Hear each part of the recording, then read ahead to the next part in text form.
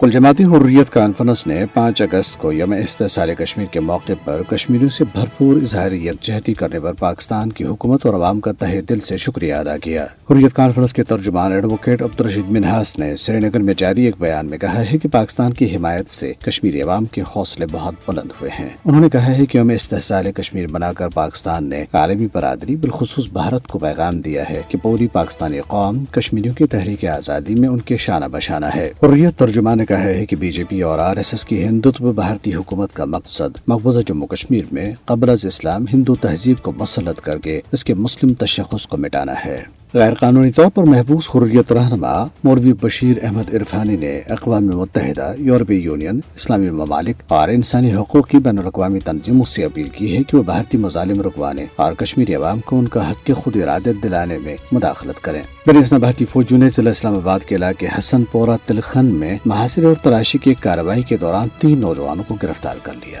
ادھر جموں میں حزب اختلاف کی جماعتوں نے احتجاجی مظاہرہ کرتے ہوئے مقبوضہ علاقے کی ریاستی حیثیت کی بحالی کا مطالبہ کیا اور دفعہ 370 کی منسوخی کا جشن منانے کے بی جے پی کی حکومت کے فیصلے کی مذمت کی۔ کانگریس کی مقبوضہ جموں کشمیر شاخ کے سربراہ وقار رسول وانی اور ورکنگ صدر رمن بھلا کی قیادت میں مظاہرین نے زمینوں، نوکریوں اور قدرتی وسائل پر مقامی لوگوں کے حق کی حمایت میں نعرے لگائے۔ نئی دلی میں قائم انسانی حقوق کی تنظیم فورم فار ہیومن رائٹس نے کالے قوانین کی آڑ میں بڑھتے ہوئے ظلم و تشدد اور گرفتاریوں کا حوالہ دیتے ہوئے مقبوضہ جموں کشمیر کی صورتحال سے نمٹنے کے لیے مودی حکومت کے طرز عمل کو شدید تنقید کا نشانہ بنایا۔ جی کے پلائی اور رادھا کمار کی زیر صدارت فورم نے لیفٹیننٹ گورنر کے اختیارات میں اضافے پر تشویش کا اظہار کیا، جس سے مقبوضہ علاقے میں منتخب حکومت کی کارکردگی متاثر ہو سکتی ہے۔ برطانیہ میں مقیم کشمیریوں اور ان کے حامیوں نے مقبوضہ جموں کشمیر کی عوام سے اظہار یکجہتی کے لیے لندن میں برطانوی وزیر اعظم کے دفتر 10 ڈاؤننگ اسٹریٹ سے بھارتی ہائی کمیشن تک مارچ کیا۔ مارچ کے شرکاء نے بھارتی حکومت پر زور دیا کہ وہ جموں کشمیر میں رائے شماری کے لیے سازگار ماحول پیدا کرے۔